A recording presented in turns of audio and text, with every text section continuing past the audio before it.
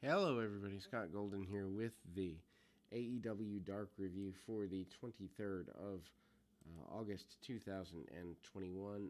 Finally, they're getting to the point where these dark shows are a little shorter. That's a good thing. Now, it would be even better if they controlled who they put on them.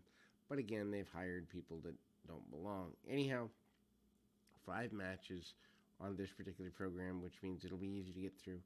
Unlike Raw on this particular evening, Dante Martin defeating Anthony Bowens. Bowens tries to ground Martin, which is difficult to do.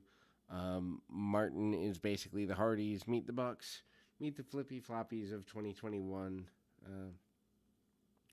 And Bowens tries to work on the shoulder for the majority of the match. Martin does a decent job selling, but still does many flippy floppy moves that don't need to be included. He hits drop kicks, and Bowens has a reverse DDT that looks pretty good.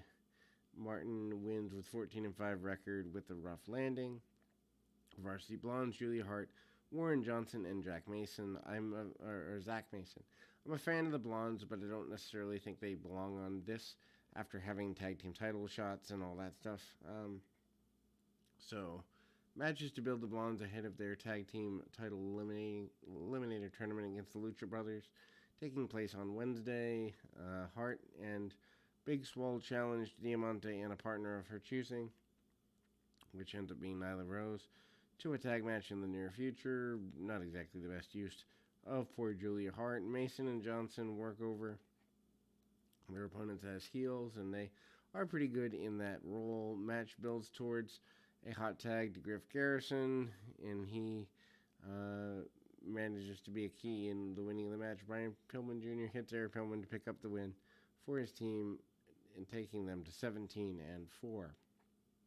Best friends Orange Cassidy, Chuck Taylor, and Riley Yuta with Chris Statlander defeat TH2 and the Blade with the Bunny. This feud's going on way too long. It's not necessary. Best Friends and Hardy Family Office continues, and they do a bunch of trios matches because we're trying to be like Japan because, well, Tony Khan is a mark for the Japanese multi-person match thing that doesn't really work in this country except for the 1 million people you draw. If you're trying to expand, get back to singles and tags and tell better stories. Anyway, great combination in the match, and Bunny intervened to help TH2 and the Blade. Cassidy gets good reactions both for his hot tag and when he hits a double run on TH2. Cassidy picks up the win after hitting the beach break. Post-match, Matt Hardy and Private Party come out to stare down Cassidy ahead of their Dynamite match on Wednesday. Ty Conti defeating Promise Braxton. This is Braxton's second match, and her first outing was a loss to Abaddon a while back. Tay controls the majority of the contest and does some decent moves, including an Angel's pin, and Braxton does a decent job selling Conti's offense. Conti is able to win, hitting the DDT, taking her on to 23-3 in 2021. Final match of the evening, Death Triangle with Alex Abrahantes defeats Dark Order of Colt Cabana, Allen Angels, and Evil Uno. Death Triangle have a bunch going on lately with the arrival of Andrade and trying to recruit the Lucha Brothers.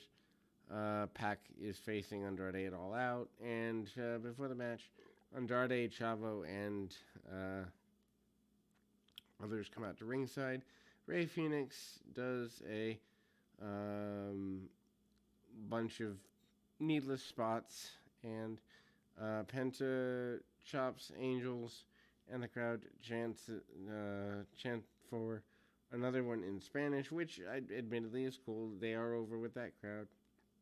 Even if I don't get it, doesn't mean the crowd doesn't. And Cabana has a scissors and spiking Phoenix's head into the match. Death Triangle wins with a combination of Fear Factor and a Black Arrow, upping their trio's record to 3-1. Post-match, there's a confrontation between Angels and Uno, and Alex Reynolds comes out to stop the fighting.